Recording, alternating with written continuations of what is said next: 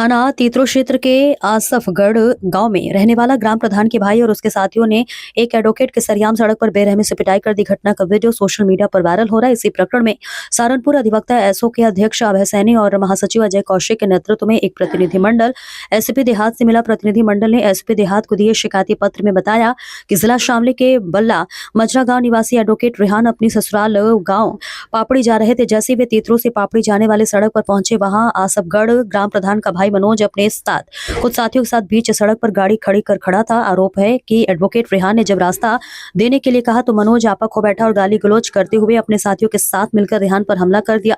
पीड़ित के अनुसार हमलावरों ने बेल्ट और डंडों से रेहान की जमकर पिटाई की। इस बीच दौरान पापड़ी गांव से रेहान के रिश्तेदार मौके पर पहुंचे तो आरोपी जान से मारने की धमकी देते हुए मौके से फरार हो गए। घटना के बाद अधिवक्ता रेहान ने थाना तीतरो में तहरीर देकर मनोज और उसके साथियों के खिलाफ सख्त कार्रवाई की मांग की। टीनू तोमर की रिपोर्ट।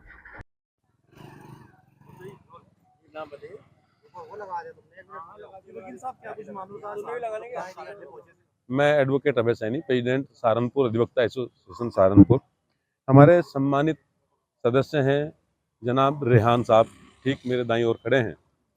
कल ये अपनी ससुराल जा रहे थे, रास्ते में एक अननोन पर्सन रास्ता नहीं दे रहे थे। उनको भाईबंदी में कहा गया कि भाई थोड़ा साइड कर लीजिए। उन्होंने उस बात को अनसुना करके इनके साथ झगड़ा किया, मारपिटाई की। उसका मुकदमा कल ही थाना तीतरो पर कायम हुआ है। इत्तेफाक जब ये जानते नहीं सामने वाला कौन है और वो एससी समाज के व्यक्ति रहे हैं, तो उन्होंने भी अपनी एफआईआर दर्ज कराई और उसमें एससी एसटी एक्ट को भी शामिल करा दिया। तो हम आज एसएसपी साहब से मिलने आए थे।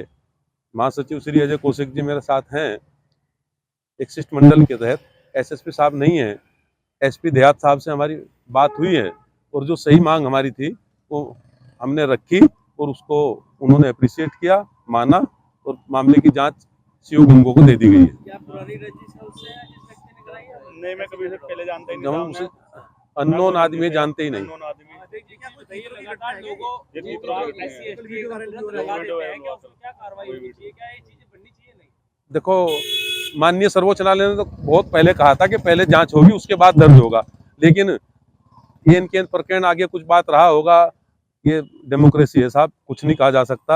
अब वो दर्ज होने लगे और दर्ज होने का भी एक मेन कारण है कि उनको सरकार से कुछ एक आर्थिक सहायता भी मिलती है, तो कुछ लोग उसे लेने के लिए भी लालायित रहते हैं। गांव के प्रधान है, बाद में पता लगा मैं।